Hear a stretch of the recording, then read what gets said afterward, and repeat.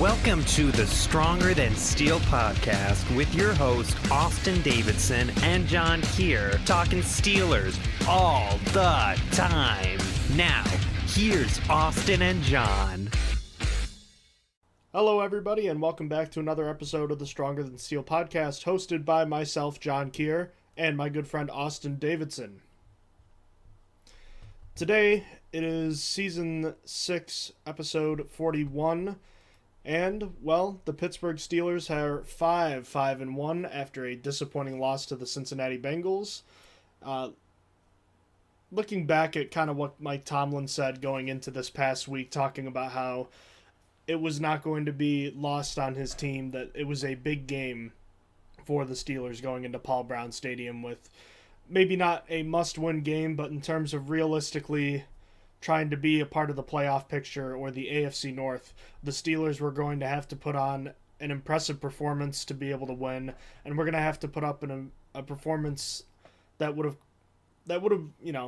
been something that fans could have looked back on and said, even if they lost, they gave it their all. But instead, we get one of the more embarrassing blowouts in recent Steelers history, and one of the worst blowouts for the Mike Tomlin, Ben Roethlisberger era, and certainly the biggest loss to the Cincinnati Bengals for the Steelers in a number of years.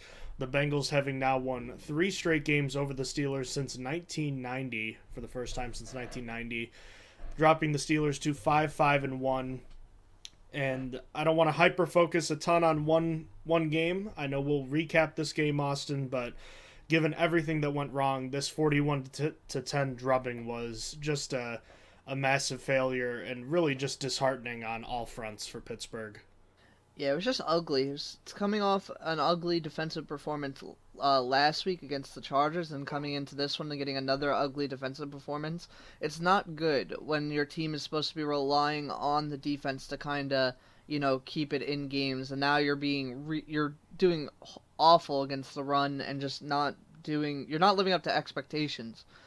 I don't like the injury excuse. Like, the injuries shouldn't have been a factor in this game, because every team is injured. You look at Baltimore. Baltimore is messed up by injuries. The Titans are messed up. They'll laugh at you for talking about injuries.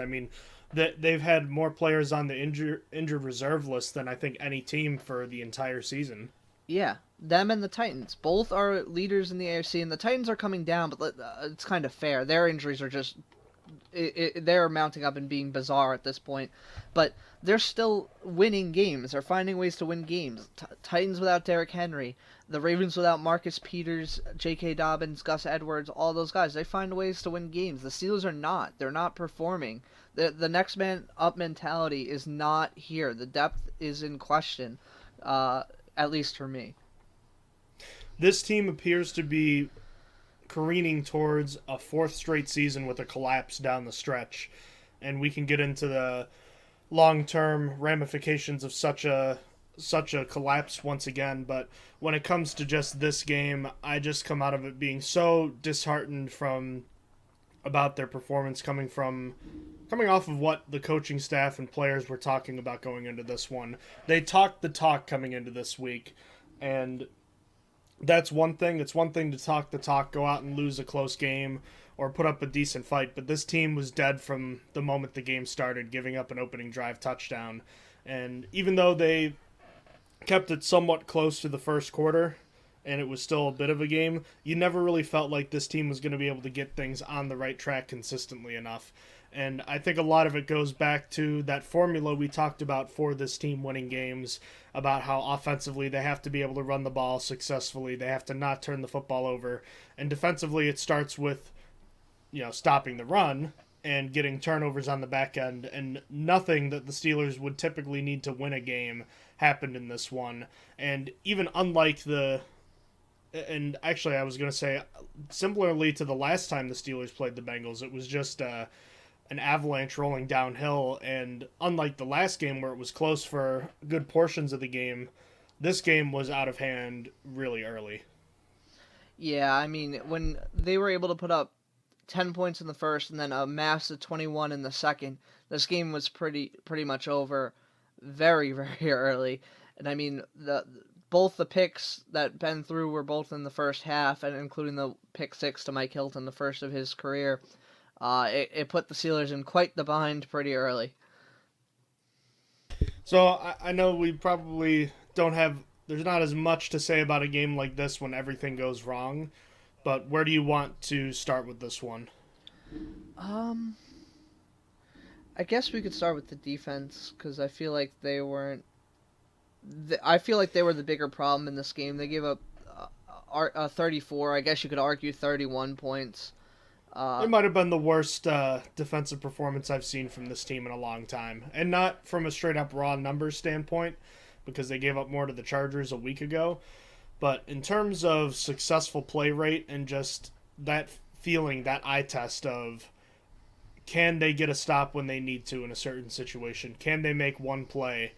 And this was close to the Jacksonville Jaguars game in the playoffs a couple years ago, when I think we had recorded there was like one negative play for the offense in that game, something like that.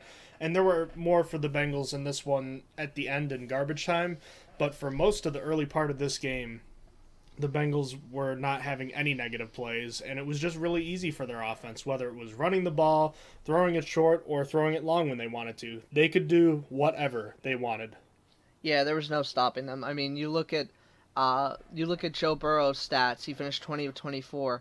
That he was able to complete wherever he wanted. You look at Joe Mixon's stats: 28 for 165 with 2 touchdowns. He was able to run however he wanted. T. Higgins, instead of Jamar Chase, like last time, it was T. Higgins this time.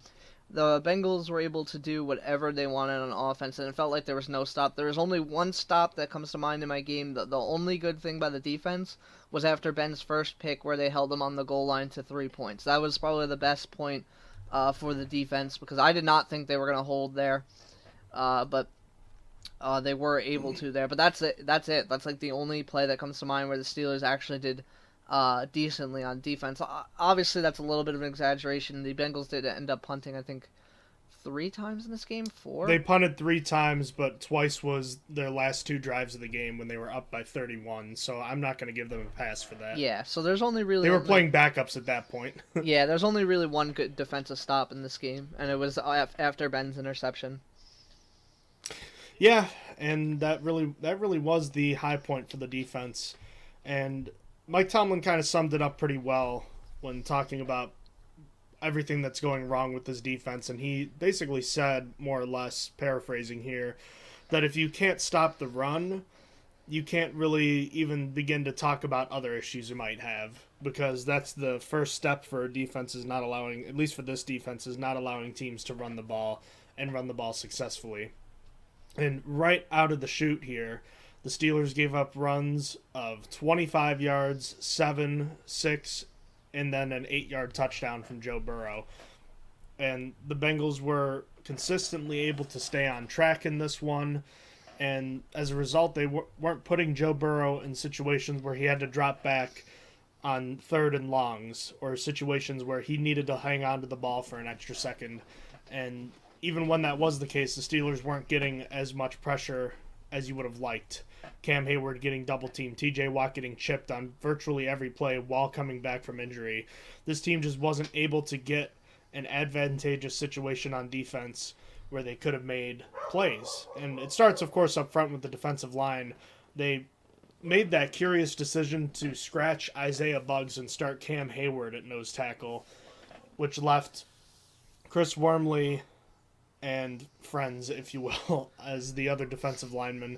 You saw a mix of Henry Mondeau and who else? Who else am I thinking of? Isaiah Loudermilk. There we go. Yeah, I was trying to think. I was like, Isaiah Loudermilk actually played a bunch of snaps. I couldn't think of his name. Daniel Archibong was the guy that the Steelers elevated in favor of Isaiah Buggs, and he played 5 snaps in the game. Just three of which came in, I think, the final 2 drives. So a little interesting to talk about Buggs getting sat down, and I don't know if you want to kind of start there, but just kind of surprised that happened. He's been a frustrating player, but Henry Mondeau is not a guy that can continue to see the field, and it sure looks like he is, but man, he's been tough to watch out there. Yeah. Oh, that reminds me. I forgot to add a bit of Steelers news. The Steelers did end up adding a defensive lineman after this week, saying that they would make subtle changes. They'd be making changes. They added Montrevious Adams from the Saints practice squad, signed him to the active roster. But yeah, Isaiah Buggs getting benched was interesting. He's been an on and off player. He flashes that like, hey, I can be a good defensive lineman, and then other times just like head scratching, like what are you doing? Like why are you even on an NFL team? He bounces between the two. I guess the inconsistency was just too much coming into this week, and they decided that the combination of using Henry Mondo, Cameron Hayward moving more towards the middle, and using Isaiah Loudermilk a little bit more would be the answer. It wasn't, but they tried it. Yeah, so I don't know. I don't like the idea. I understand that Buggs has been not performing as well as he can, not being consistent. And I guess from what I understand, a lot of it seems to be just a mental awareness kind of thing, where he's not lining up in the correct spot. He's not angled his body correctly. He doesn't know what's going on with the defense. So a lot of just issues with him shifting. And I guess the coaching staff just feels they can't trust him, and after 2.5 seasons, they're ready to pull the plug on him. I guess they just are not ready here to keep going with him. And even though Henry Mondo is a 285-pound defensive lineman and is getting moved out of whatever hole he's in because he's just undersized, the Steelers feel comfortable enough to just trot him out, I guess. Yeah, I guess just feel better because I think they like his practice squad, his special teams ability. Mondo does provide that. He was running down punts, which is interesting. I guess that's why they want him to be active more. But that doesn't explain defensive line. That doesn't play, explain though. defensive line. Yeah, look, we know no Stephon Tuitt, no Tyson Alualu has been a huge blow for this team, but I don't know. There's just I find it hard to believe that Isaiah Buggs couldn't have helped this run defense at least a little bit. I know it doesn't make the difference between winning and losing this game in all likelihood, but it probably would have helped at least a little bit to have a guy like that out there, even with his inconsistencies and all. Isaiah Loudermilk has been okay. Chris Wormley did not play well in this game after having a pretty good season to this point. And what do you think about Cam Hayward lining up at nose?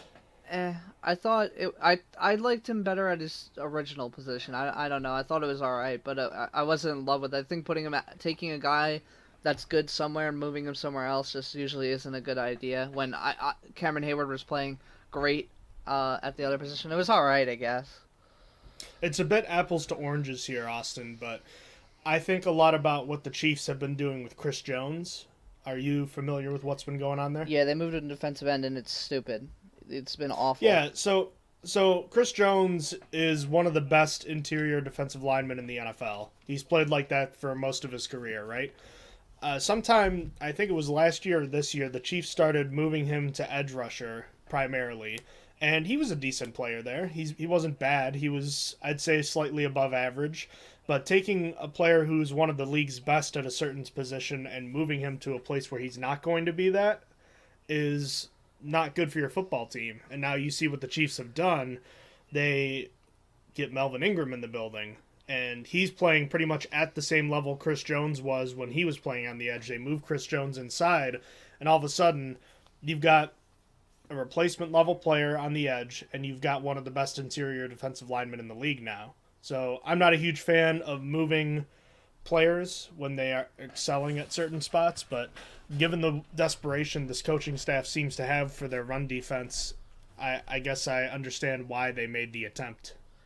Yeah, it's understandable.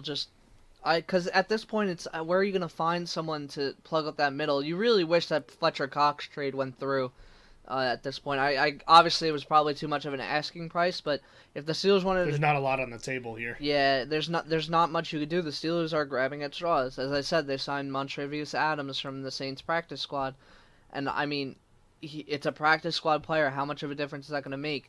I don't know what the X was for Fletcher Cox, but that would have been a genuine improvement to put him at defensive tackle in the middle. I really miss Tyson Alualu. His contributions were very underrated. Just goes to show you how important it still is to have interior defensive linemen. Yeah, I'm not. I am on the PFF running backs don't matter train. I'm not there on the defensive tackles don't matter train. Certainly for this team, with the way that they're playing. Mm-hmm. Let's move on to the second level. I mean, we can talk a bit about the edge rushers. I thought Alex Highsmith was fine. TJ Watt was a bit quiet coming back from injury and now on the COVID-19 list. Not a whole lot going on from the outside linebacker group at this point. And inside, look, a lot has been said about Devin Bush, and I'm sure we can pile on him too. I'd say it's unfair that he's getting what feels like 90 to 95% of the criticism for the Steelers defense. However, it's also incorrect to say he's not a huge problem for this defense as well. Yeah, it's a shame because he can't even be benched this week. I mean, unless you want to roll with Buddy Johnson or Ulysses Gilbert III, but or Marcus Allen. Oh, Marcus Allen. Yeah, I forgot about Marcus Allen. Yeah, so with Robert Spillane both hurt and on the COVID list, it's Devin Bush's show to lose. I mean, if he keeps playing the way he does, I mean, I think a change has to happen. But yeah, it's tough. He's just not in a good spot right now, and it really seems mental. Everyone keeps focusing on the injury, but he doesn't look slow out there. Or, I mean, he doesn't look slow physically. He might be slow to react, but he doesn't look like an injury is... it doesn't look like he's being hindered by an injury. I'll put it that way. I mean, he could be thinking about it, like, oh no, I don't want to do this because what if I re-injure my knee or something? But he doesn't look physically injured. He really just is slow processing the game. He's not filling the correct gaps. He's just having a really tough time.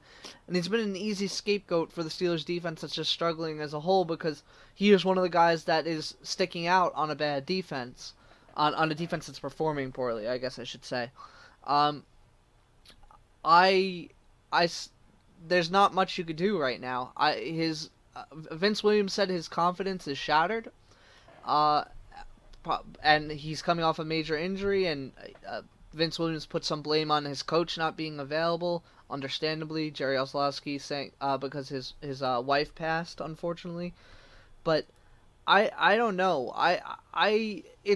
It was at first trendy to hop on hating Devin Bush, and now it's going the opposite. Now it's like, nah, you got to give him every pass in the world. I think that there's still a happy medium where you can give Bush some blame, but like the defense is just playing bad as a whole.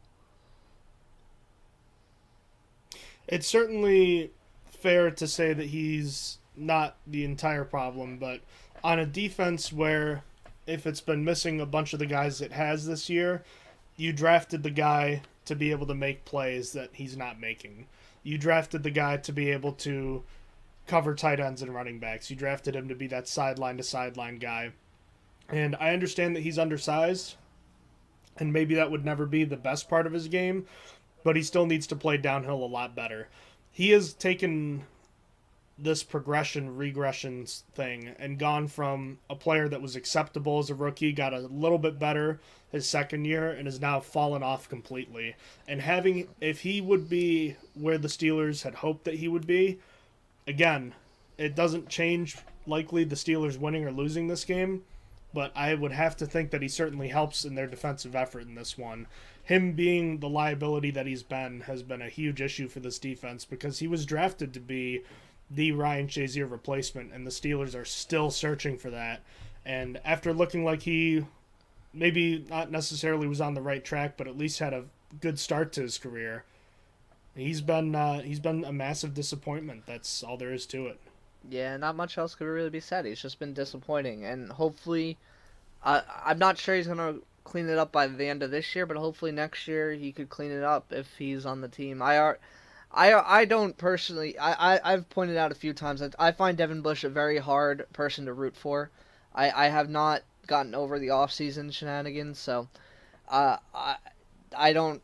I kind of still root for Robert Spillane to come in and take the job, but I mean, it still would be a massive failure if the Steelers invested so much in Devin Bush for him to not be a starter, not be a good player on defense, not to be benched for a guy like Robert Spillane.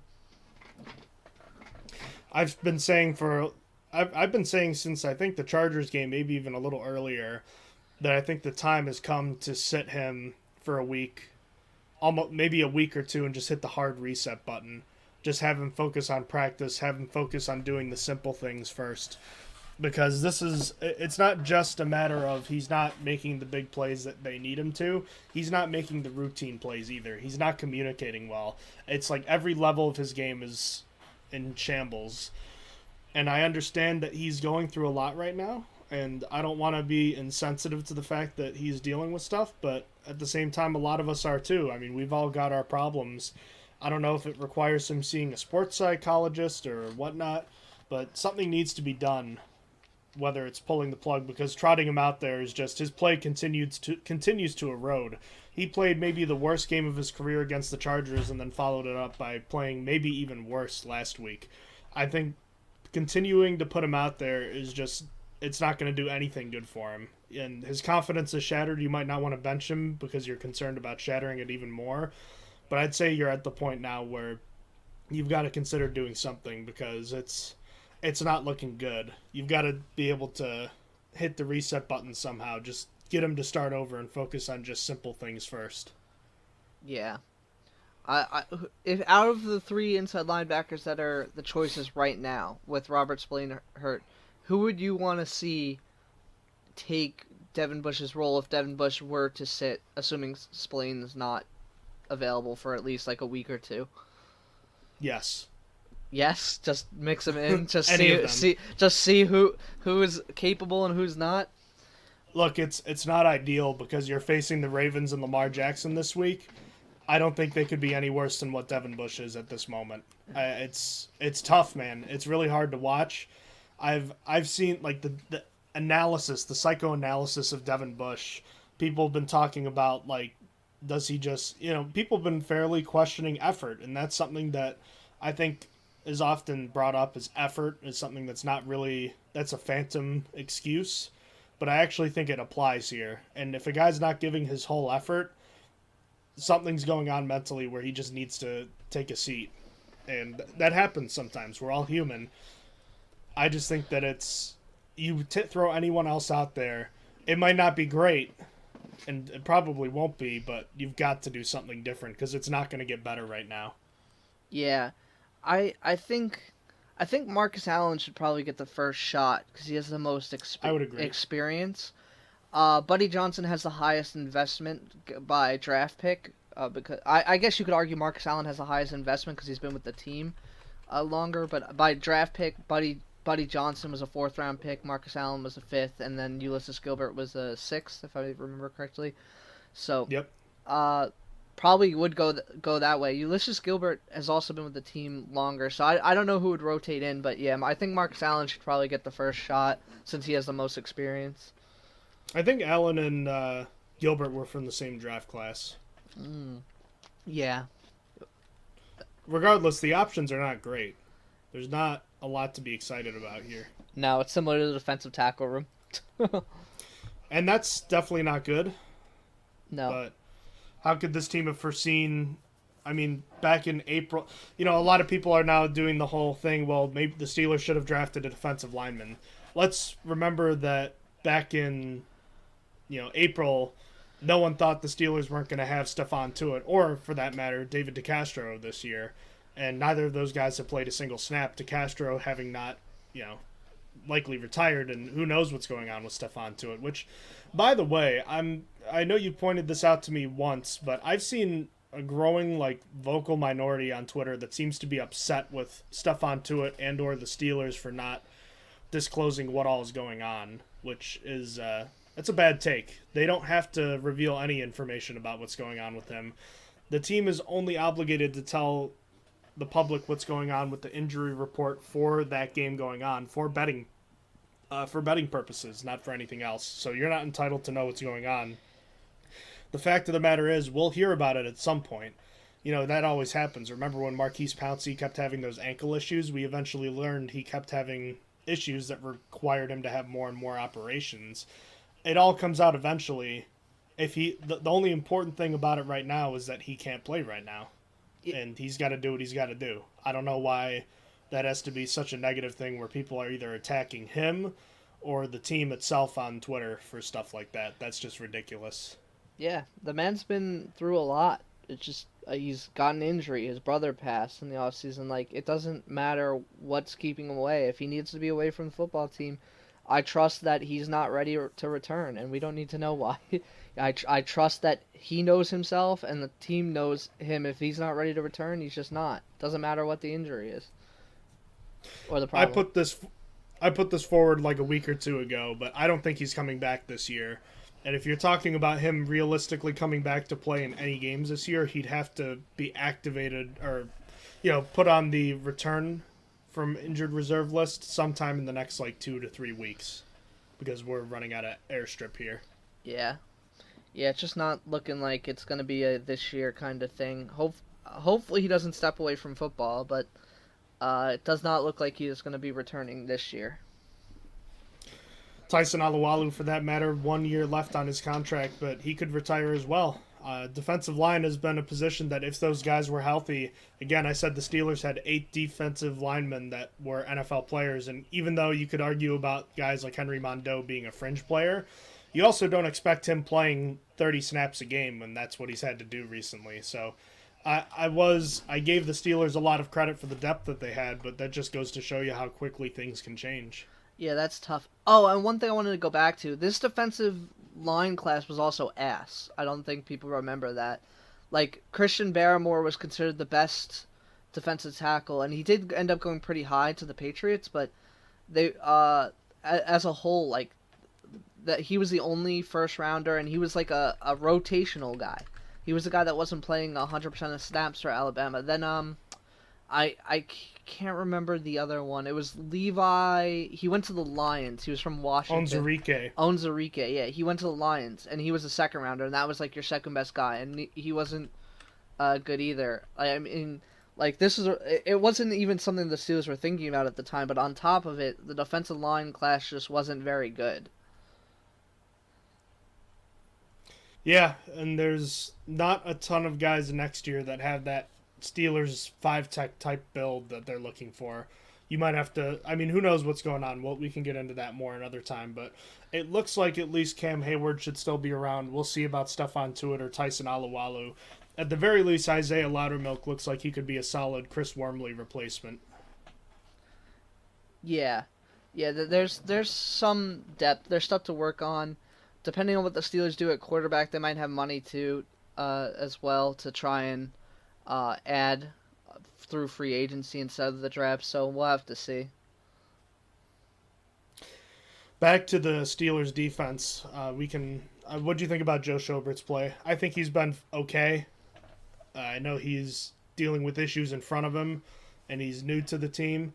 I think he's an average linebacker at this point, and I'd be happy to have him back for the communication aspect next year. Yeah, I think he's also okay. I don't think he's anything amazing, but he's the best inside linebacker we got, and he's all right. Yeah, it would be quite bad if the Steelers did not have him. On the back end, though, again, a group that was not tested all that much, but just gave up plenty of underneath routes, and the Bengals were able to convert when they needed to. And when they went deep, a 32-yard pass over James Pierre to T. Higgins, the Steelers made an effort to take away Jamar Chase, and he was just 3 for 39. But T. Higgins, 6 for 114, and absolutely embarrassed James Pierre on a touchdown pass that really just basically just encapsulated what this whole game was about. Yeah, I miss having healthy cornerbacks. It's tough. I miss having good cornerbacks. The team could really use a Steven Nelson or a Mike Hilton right now. What would you rather have, $8 million or Mike Hilton and Steven Nelson together? The Steelers said... I'd like to have one of them. Yeah, the Steelers said, we'd rather have $8 million. Thank you, goodbye. And Mike Hilton graded out as the best defensive player on this weekend. Got his first pick 6. He's doing good over there. Steven Nelson is just doing all right, but he's on a $3 million contract. So sorry, $9 million. The Steelers elected for $9 million over those two so that they could they could use Arthur Millette, Trey Norwood instead. That's different though, because they had Nelson under contract.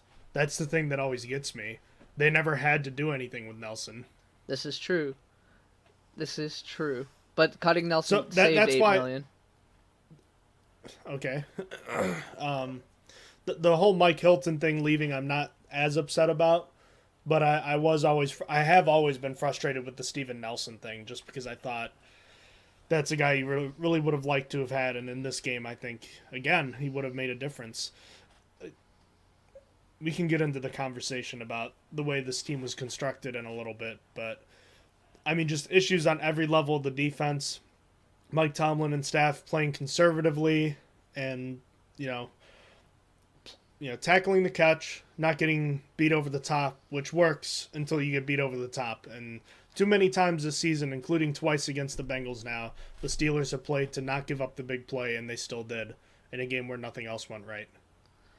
Yep. Just continuously bad performances from everyone on the defense in back-to-back games, for the most part anyway. And the cherry on top of the shit sandwich has to be Minkah Fitzpatrick finally getting his first interception of the season, only for it to immediately go the other way. Yep. What a waste. Wasting that pick. Of course.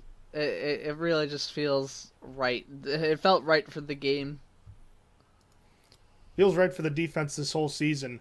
A unit that had been one of the league's 2 or 3 best over the last 2 seasons has forced just 1, 2, 3, 4, 5, 6, 7, 8, 9, 10 turnovers this year. And that magic number of 25 seems almost impossible to reach with 6 games left. Yeah, you're going to have to pull some magic. You're going to have to hope for... a 9-burger. Yeah, the Ravens game's going as they've been the past few times, where it's like there's 3 turnovers, and really you need more than that. You need it to go better. You need to get like 4 turnovers in each Ravens game. You need to average just under 3 per game for the final 6 games, which is just not going to happen. No. I mean, if they did, they'd probably win a lot of their games, but that's just not happening. This defense just has issues, and they were on full display in this one, and there's not a lot.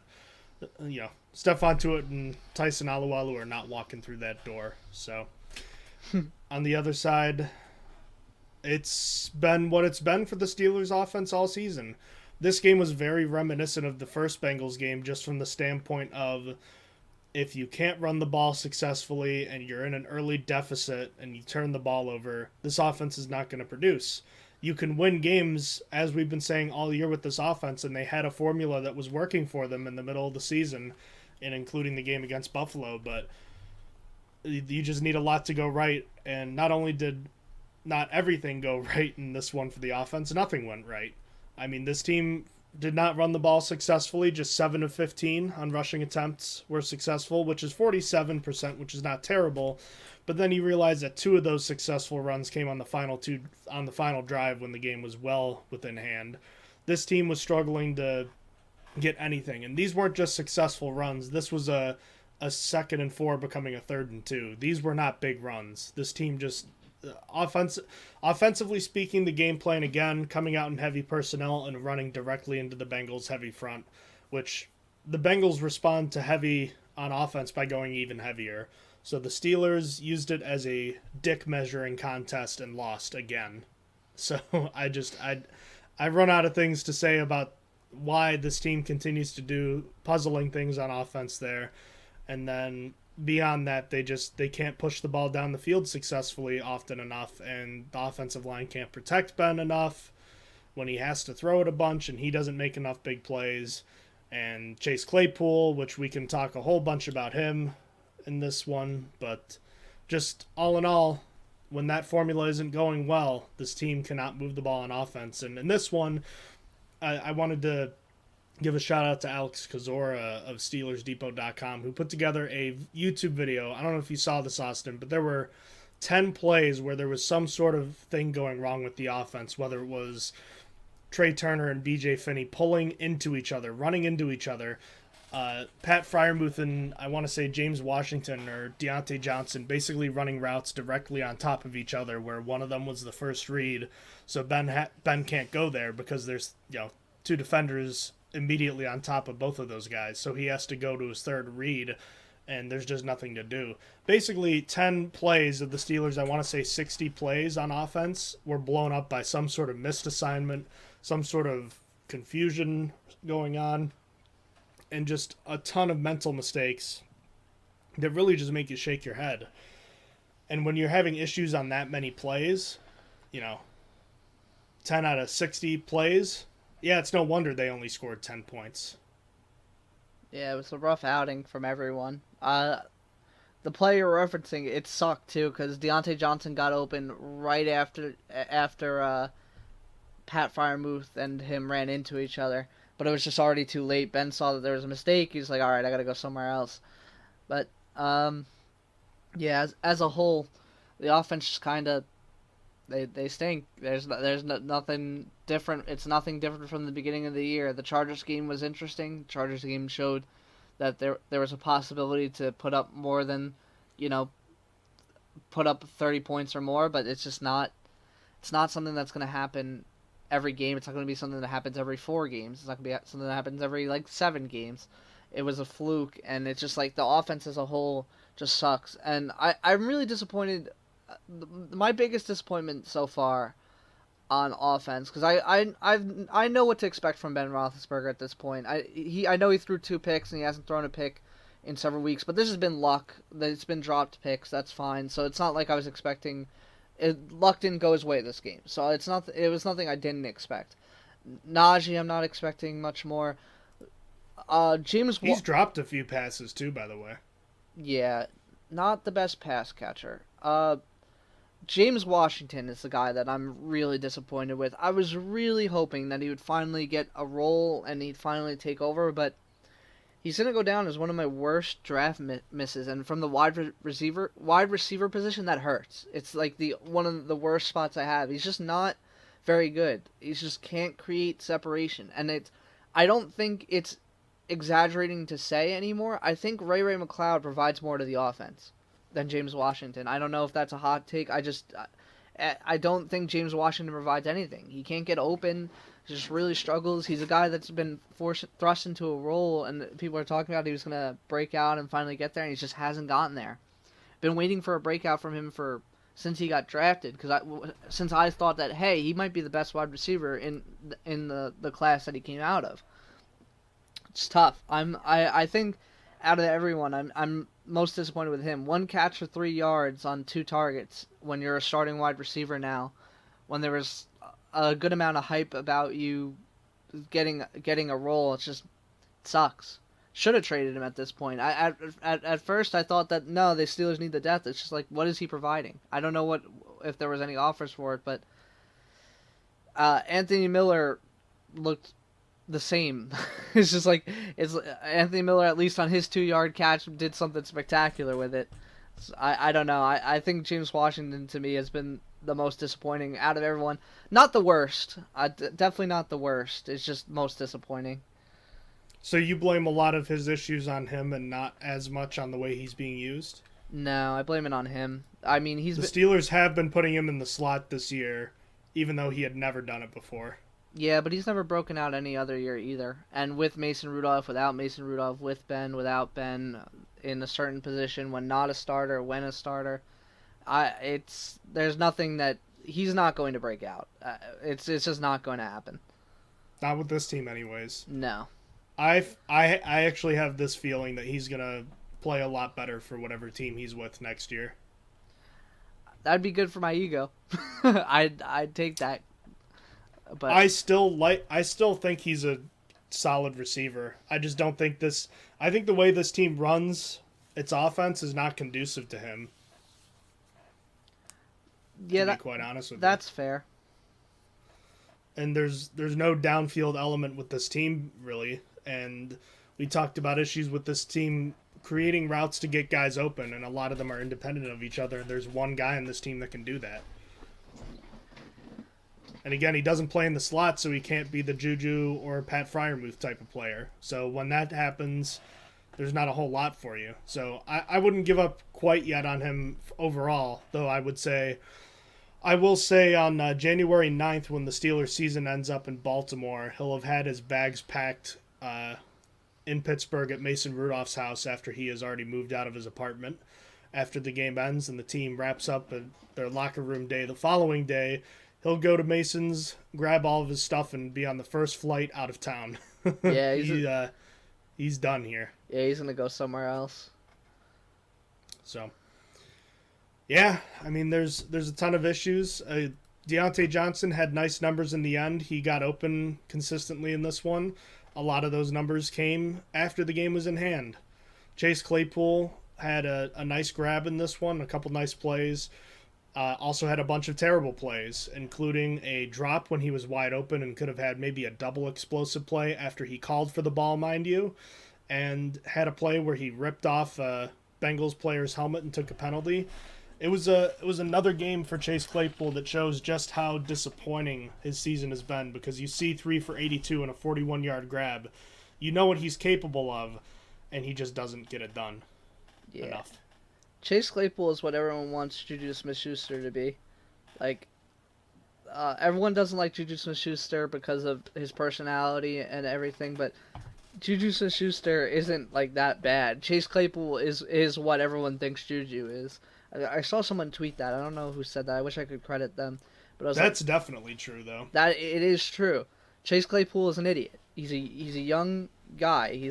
I can't call him a young kid because he's our age. Like, he's an idiot with money, and he does stupid things on the field, off the field, both, and it's frustrating. On top of it, I've said it before, I'll say it again, he has the worst contact balance of possibly any wide receiver in the NFL. He cannot stay on his feet to save his life. Sometimes he'll make the catch in the process, even though he can't stay on his feet, but worst contact balance out of any wide receiver I've seen on the team in years. Just years. He really struggles to stay up and on his feet. But which is really impressive considering we saw Johnny Holton in this offense once. It's true. Johnny Holton, at least when he got targeted, didn't fall to the ground, I guess. Even though he couldn't catch it, but he wasn't falling on the ground. Yeah, not much else could be said about him. Chase Claypool is just a really frustrating player on and off the field. We can get to the off-field portion, but his catch percentage is dropping this year.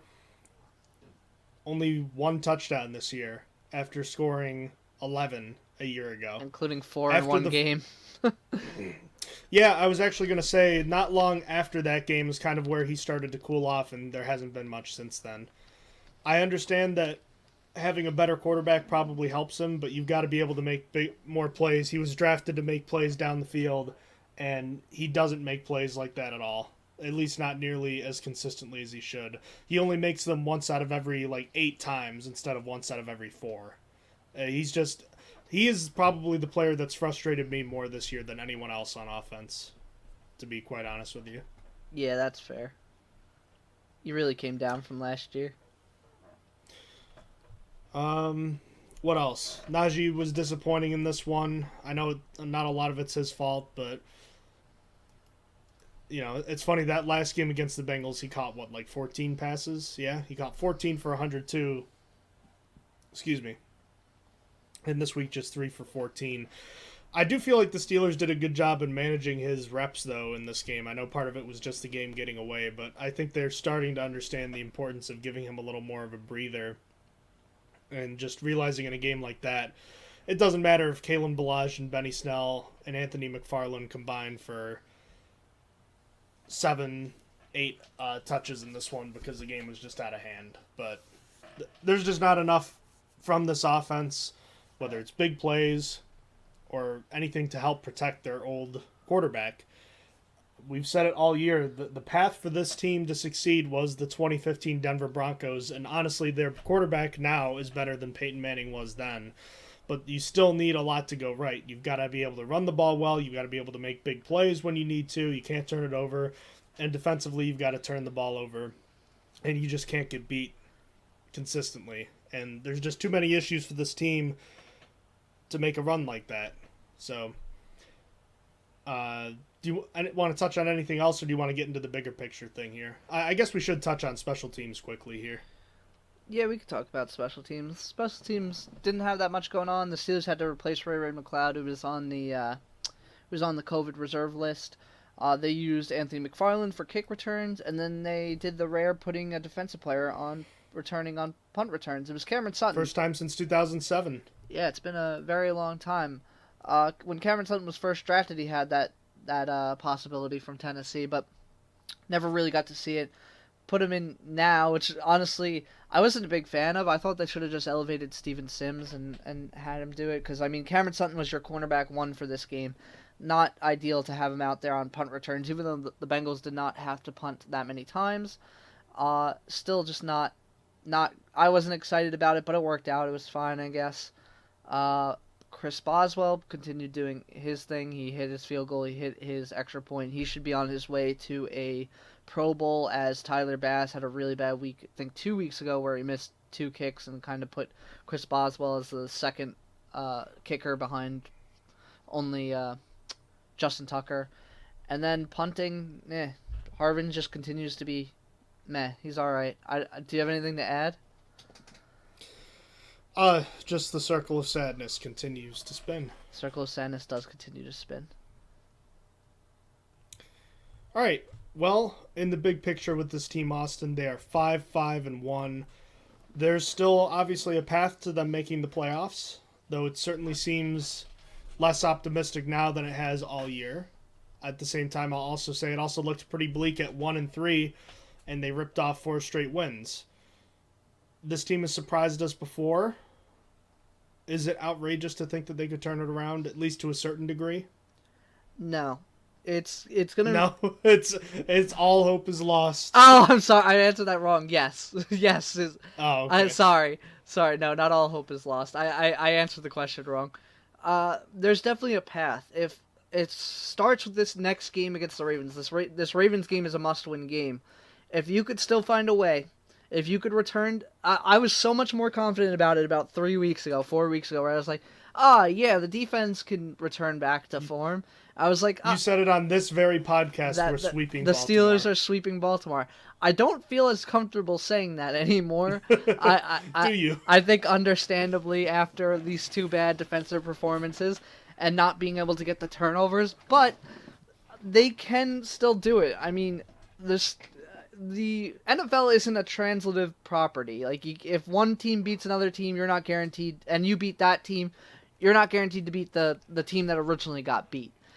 But the Ravens really struggled with the Browns. And Lamar Jackson threw 4 picks, or I think he had yes, he threw 4. Okay, I didn't know if it was 4 turnovers or 4 picks.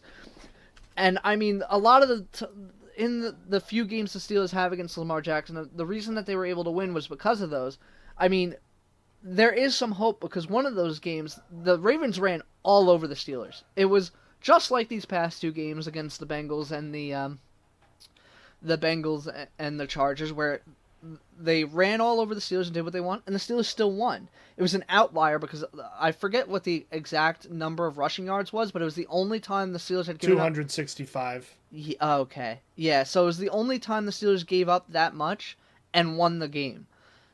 But that could give you hope that if they're able to get the turnovers, that they could still win it, even if they get ran all over. I mean, it's going to take a lot, but it starts with this next game. There is hope. If you could still sweep the Ravens, there is a chance in this division. You pretty much have to. Your best chance at the division now, I mean, you obviously have to win against the Ravens this week, but you have to win the last 3 games of the division, finish 4-2. And then you need to make sure Cincinnati, or hope that Cincinnati doesn't finish ahead of you. Obviously, it's easy to say it starts with this week, but if you can win games against Baltimore and Tennessee, that'll leave you in a good spot. And obviously, we'll have a quick turnaround with the Vikings next Thursday night too, which will be interesting too. But they're scary. Realistically speaking, I have a hard time thinking this team is going to be anything better than 7-9-1 right now, to be honest with you. I feel like destiny is asking for them to be 8-8, just so that it could continue being said Mike Tomlin has never had a losing season, and it'd be because they went 8-8-1. I feel like it's destiny. I will say, usually when teams get blown out in the fashion the Steelers did last week, you certainly don't see them get blown out again, at least not a team like Pittsburgh.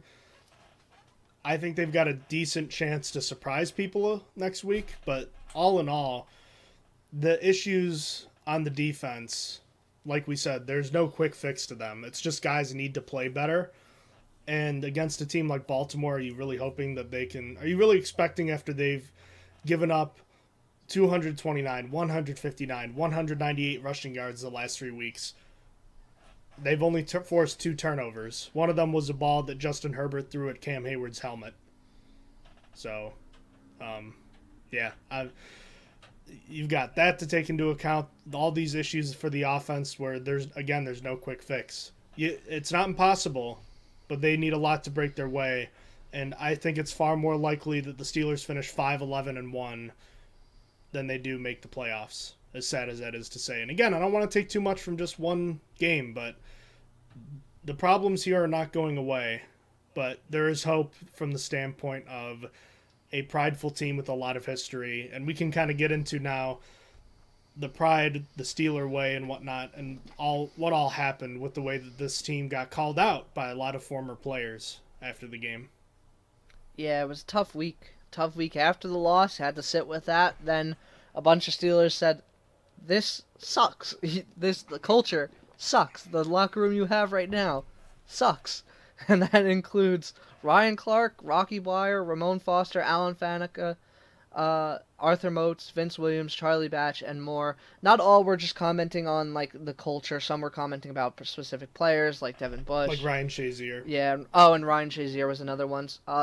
But basically, a lot of former Steelers ripped into the team and said, "This team is unrecognizable from when I was playing. This team doesn't look good. This is different. They're just really bad, and they need to get their shit together." And Chase Claypool did not help the situation because some of it was spurred by him, because he was asked what the Steelers could do to perform better in practice, to what they could do at practice to get better.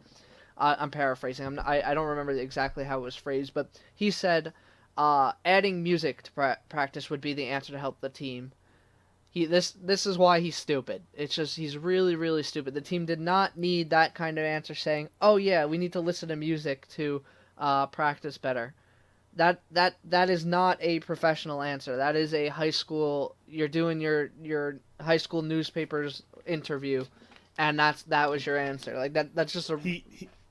He used that key word too, fun. Make practice more fun.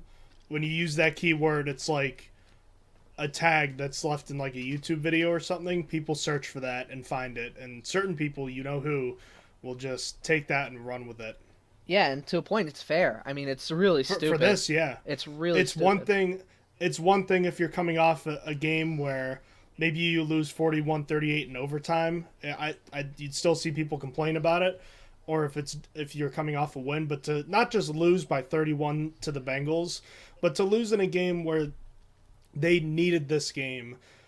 It was, I wouldn't call it like a legacy game, but it's potentially a game that defines their season, and they were never in it from the start, and they got their shit kicked in by a team that they've pretty much dominated for the past, 20, 30 years. And to have that happen, and then to come out and say this, is just, the lack of self-awareness is just appalling by Chase Claypool. And like you said, it's just something that they didn't need. And I understand that the answer itself is probably a bit innocent, and he might not have just been thinking about it, but you have to understand. And especially because, the response to this is, if you can't practice better or get up for a game that you need to win after getting the doors blown off by 31 points, you don't belong in the league, is essentially the response to that. Yeah, and that's fair. Just they need to be better, and there has been a lot of pointing at the practice. This isn't the first time that we're hearing about practice is an issue. Regardless of, Chase Claypool is stupid and said that fun is an issue, but Joe Schobert said that they needed to practice harder. Minka Fitzpatrick said that they had to practice harder. There are people in this locker room that they are not they're not a unified locker room. Right now, there are people that are not giving full effort, and they're not going to expose who those people are, but they're saying Devin it. Bush. Yeah, probably, but they're being passive aggressive with it and saying we need to be better, and some people need to give full effort in practice. Probably Devin Bush, probably more than just him though. There's probably other people as well, but the practice has just been a problem. Apparently, this locker room is just not taking it seriously. Joe Schobert said Mike Tomlin took the floor this week and followed that by pads popping practice. So there was padded practice this week. So Tomlin was very loud. He said Cam Hayward is also going to be talking. TJ obviously wasn't in the meetings, but during the games, talking loud, making himself known. Coach Tomlin pretty much took the floor for the meetings this week. I'm not going to comment on anyone else's play, Schobert said. Yeah, so it's put up or shut up time, Mike Tomlin said earlier this week. Ben Roethlisberger said, if you guys have to give a message at this point in the season, maybe it's time for us to get different guys. Wow, even Ben is saying that. Oh, man. Yeah, it's a tough week. Yeah. I don't know where you want to point to as far as the whole issues with it.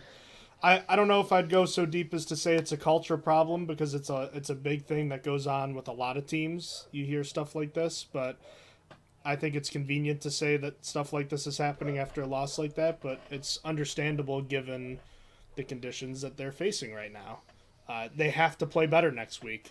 If this is a true Steelers team, they will come out and they may not win, but if they come out and they give it their all and they go toe-to-toe with the Ravens for the whole game or maybe overtime, that's, I think, is more so what these guys are looking for, not even necessarily winning, because it's not just about winning or losing.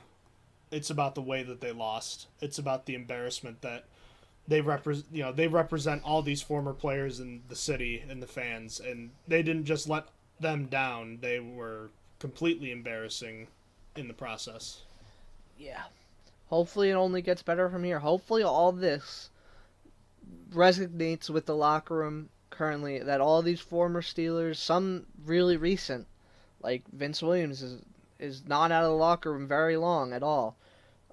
Just hopefully this resonates with some of the guys there now, and they just play better down the stretch. They use this as motivation. They shouldn't need it. They shouldn't have needed it as motivation, but it would be even more embarrassing that after this they just continue just playing the way they are.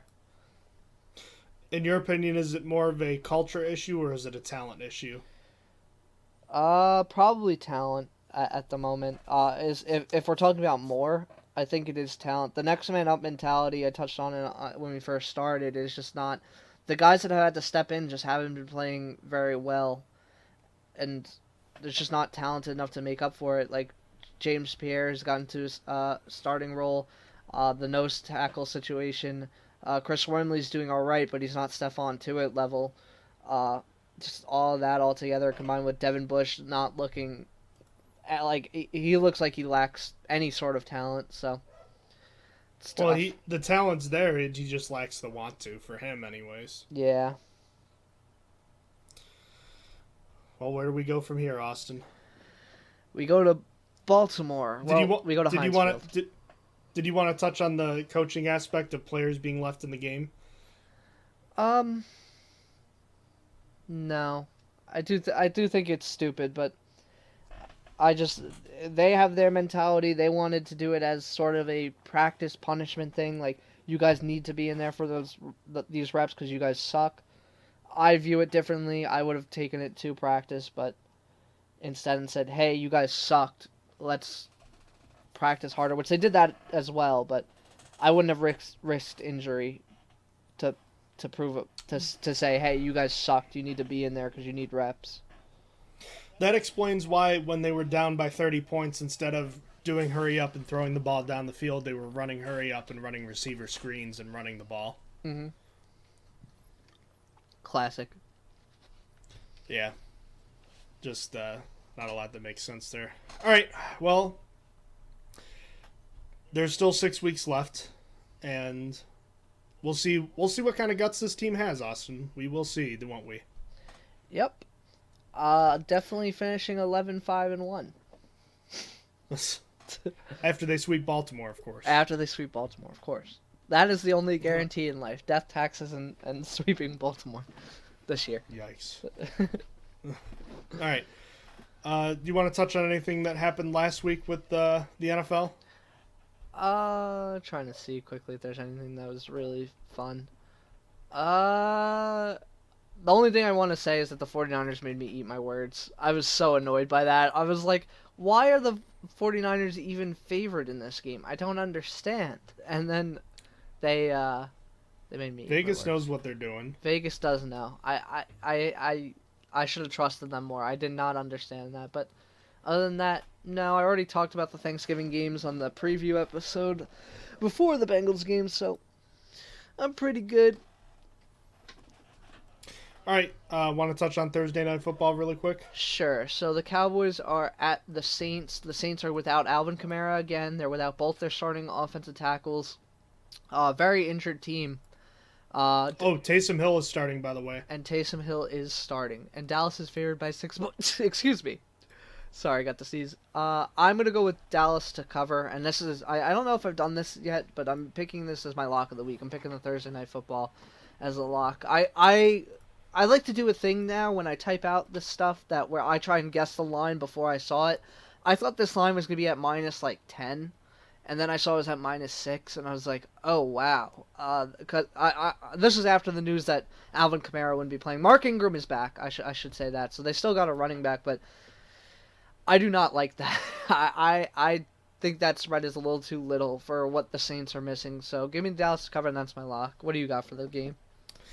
The Saints have not won a game since Halloween. That was the game where Jameis Winston was down and was out for the year. They've lost 2 close games to Tennessee and Atlanta, but they've been blown out in their last 2 games.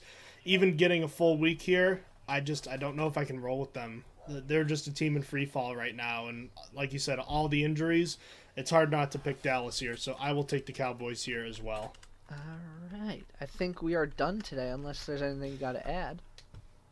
Nothing that comes to mind. Let me do a quick check of Twitter, see if there's anything exciting going on. Anything going on with you right now?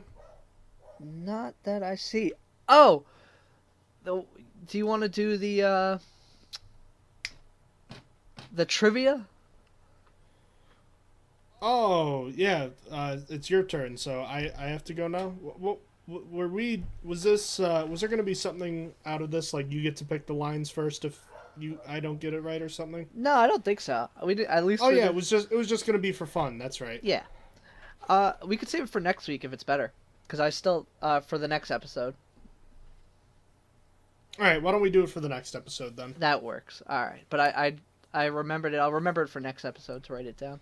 Well, not question, but well, I was going to say make sure you have it ready. Yeah. All right. Perfect. Alrighty then. Well, as always, thank you for listening to the Stronger Than Steel podcast with Austin Davidson and John Keir. We appreciate you stopping by and listening to our takes on the Pittsburgh Steelers' 41-10 loss to the Cincinnati Bengals and everything that has happened this week since then.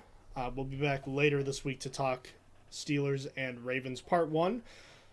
In the meantime, you can check out our episodes posted on YouTube under the name Stronger Than Steel Podcast, and of course you can check out our new home for the podcast, anchor.fm/Stronger Than Steel, and we're on Twitter, Facebook, and Instagram as well. Until next time, thank you for listening to the Stronger Than Steel Podcast. Have a good night. Goodbye. You have been listening to Stronger Than Steel podcast. Thank you for joining us today, and don't forget to check out our website listed in the description below.